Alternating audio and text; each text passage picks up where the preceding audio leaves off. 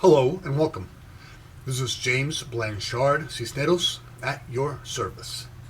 Today I will be reading the June 9th Facebook post, and I will be making a few comments on it, and I trust that it will assist both of us on our journeys. Here we go. Awakening from hopelessness to hope. It is the ego's directions, having us take one dead-end road after another, that have led us to this sense of hopelessness.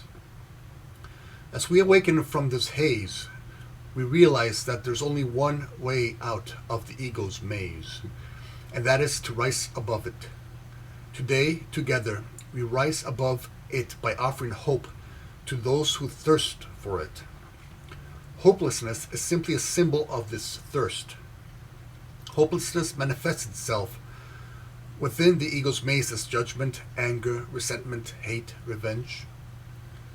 To them lost in the ego's maze, let us hold out the hands of forgiveness and compassion, lifting them out of the darkness and back into the light. No longer do they need to search for hope where no hope lies. No longer need they search for the truth anywhere within the ego's dream. In fact, the time for interpreting dreams is over, and the time to awaken has come. Today, we serve as gentle reminders that despite the numerous false doors and dead-end roads the ego would have us take, there is really no way out of the ego's dream other than to make the conscious choice to awaken from it.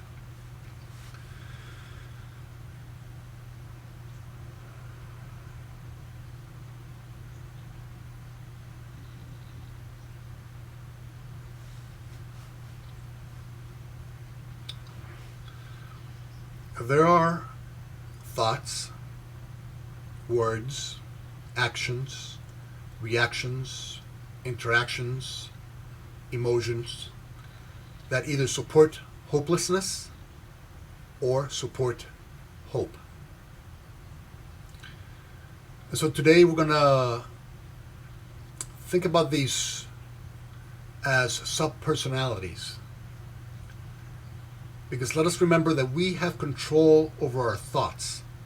Our thoughts do not have control over us. And so let us practice having control over our thoughts by creating these subpersonalities that we ourselves control. And we ourselves control them by giving them our time, energy, and focus, or by starving them of our time, energy, and focus. And so we have, let's call it subpersonality judgment and self-judgment. If we are constantly judging our brothers and sisters, or judging ourselves, or even judging ourselves for judging them, let us see this as a subpersonality that either we can grow by putting our time, focus, and energy on, or we can starve by, when it happens, we do not judge ourselves for that, but we stop it, and then we turn to the subpersonality of forgiveness. And so we keep feeding with our time, energy, and focus the subpersonality of forgiveness. And so as we feed more this subpersonality and we starve the subpersonality of judgment, then this begins to dissolve within our lives, and the subpersonality of forgiveness begins to increase in our life. And so this becomes a more powerful part of our day life experience. And this becomes a less and less powerful part of our day life experience. But it wasn't because of anything that happened out there. It was because we, through our thoughts, through our mind, through our conscious effort, decided to starve this subpersonality and started to increase this subpersonality. Equally so, for worry, anxiety, stress. Let's call worry, anxiety, stress another subpersonality. And then let's call the opposite of it trust, another subpersonality. And so today, we're going to start, whenever we experience worry, stress, anxiety, this subpersonality, what we're going to do is we're going to stop that.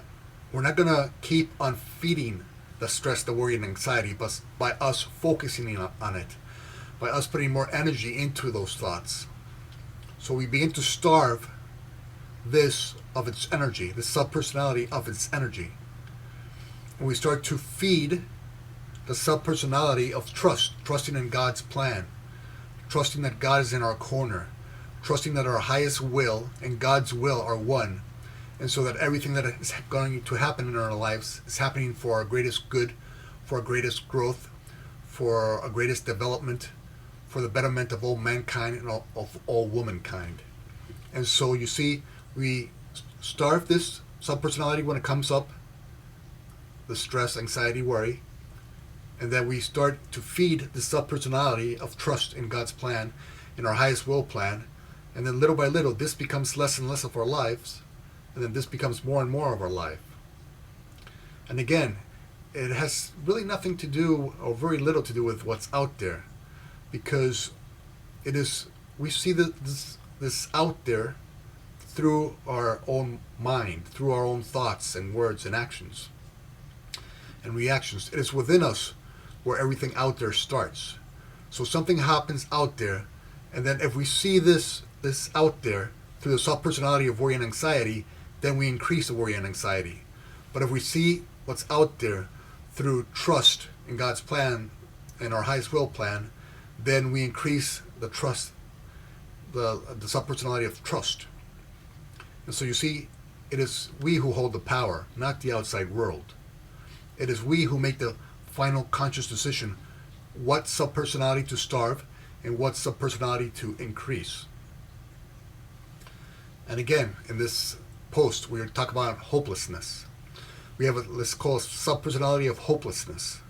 And then we have a subpersonality of hope and gratitude. Because when you have a subpersonality of hopelessness, you feel like things are just not going to work out for you. You feel sad. You feel depressed.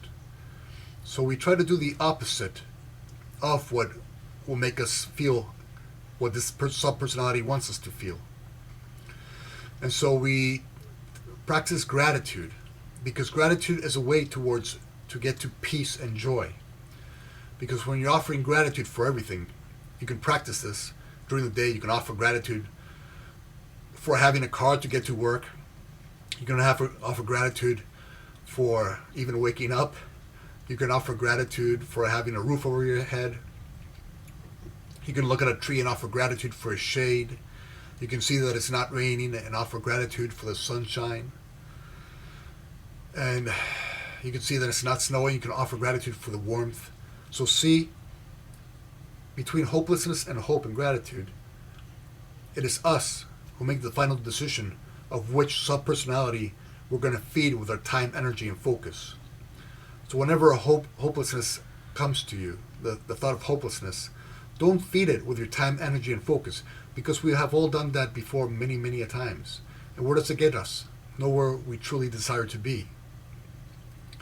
And so when this happens, when we start to feel this, let us instead starve it of our time, energy, and focus, and let it start dissolving, and then add our time, energy, and focus into the subpersonality. Now, excuse me. I knew if I said it too many times, it would be rough. We put our time, focus, and energy into the subpersonality of gratitude. I'm grateful that I can talk. And so we just practice spending more and more of our time, energy, and focus and day on being grateful. And then the more you practice being grateful for everything, everybody, and all, then you start lifting this and making this a greater part of your life and of your thought experience. And the neural pathways within your brains, within your brains, well, yeah, I guess. Hopefully I'm talking to maybe more than one person, who knows.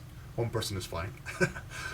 But it's, the neural pathways within your brain will actually increase and smoothen the more you use it. And the less you use it, the more it begins to dissolve. So our choices even have a physical component to them within the neural pathways of our brains. If we keep on supporting with our time, energy, and focus hopelessness, these neural pathways that believe in hopelessness increase, and they smoothen, and they're quicker. They're quicker to action because they're smoother, because we use them more. But now we're using them less, so it does not become our first response, or it does not become a response that we put our energy into, because we know it's not really us. It's not really what we want. And so we put our energy and focus into the subpersonality of gratitude. And then the more grateful you are for everything, everyone, and all, the more peace you have. Because you're remembering that there's someone actually in your corner, someone, the mother or father upstairs, whose only purpose is your good, your growth, your joy, your peace. And so when you offer gratitude, you align with joy and peace. And you make this more and more of your life. And finally, let's talk about a subpersonality of anger, of resentment, of hatred. And then we look at the opposite, a subpersonality of the understanding of oneness, of compassion. And so when the ego insists that we must focus on hatred, on anger, on resentment, on jealousy, those are just tools of the ego that it uses to allow itself to survive within you. For the less you need this, the less you need the ego and its thought systems, the less the ego will have a place in your heart, in your mind, in your life. And so, you see, anger, resentment, jealousy is only as strong as the time, energy, and focus that we put into it. And so today we start practicing on putting less and less time, energy, and focus into hatred, anger, judgment. And the less and less time we put into them, the less and less part of our life they become, and the little by little they begin to dissolve. And then the more time, focus, and energy we put into the idea of compassion, understanding, and oneness. Because we understand that every time we use a certain emotion out there, it first has to come from within us. So whenever we're angry or hateful or whatever, we feel that within us first before we offer it to the world, to our brothers and sisters. And so because we understand oneness now, we understand that we want to increase this subpersonality of oneness. Then you want to increase peace, joy, passion, compassion, forgiveness, because whatever you offer out there is within you. You experience first. And you know that deep down inside you deserve peace. You deserve hope. You deserve kindness. And so that is what you offer to the world. And the more you offer to the world, the more you understand this oneness. That when you offer hope and compassion, then you feel that flowing through you. When you offer hope and compassion to your brothers and sisters, you feel that flowing through you first. And so we want to feel these emotions, these thoughts, these words. And so we increase the oneness, the understanding that we are all indeed one. Because what is happening when you're using the subpersonality of anger and resentment and jealousy, you're buying into the ego's idea of separation, that you can actually offer somebody anger, resentment, and jealousy and not feel it within yourself. But you have already experienced that many a times, that whenever we offer hate or anger or judgment to others, we still feel it within us. It still stops us from sleeping at night. It still burden us throughout the day. And so we start to realize this oneness. And so let us put less time, focus, and energy on the ego's subpersonality of anger, hatred, and revenge. And let's add more time, focus, and energy on this idea of oneness, the subpersonality of oneness. So in essence, today, we understand that we have different subpersonalities. I will have to use different words sometime in the future, or I will have to learn how to not judge myself as much in the future. So I'm putting my subpersonality of self-judgment down. I'm not going to play into it. And I'm going to use my subpersonality of self-love and understanding and compassion. And I'm going to increase that. And therefore I'm going to be more at peace with this video. And so let us do that today. Let us remember that hope, that hopelessness, in the end is just a choice we make. It is not a curse. It is not some false god throwing some kind of thunder at you. It is not that you're not worthy of hope. It is just a choice that we make to align with the truth within us by aligning with the subpersonality. Wow. Subpersonalities that lift us up and align us with our true nature, with love, with compassion, with peace, with understanding, with forgiveness, with self-forgiveness. And so let me stop talking now. All right. I think you get the point. Thank you very much for your time. Thank you very much for listening to me. I love you very much. If you'd be so kind as to like, comment, or share the video, it would help with the listing process, and it might help somebody find this video who can use it someday. If you'd like to leave me a comment or a question, I would be delighted to try and offer a response. And if you can please subscribe to my YouTube channel, I would love to have you in that community. Again, thank you so much for your time. You know I love you very, very much. And God willing, we will see each other tomorrow. Peace.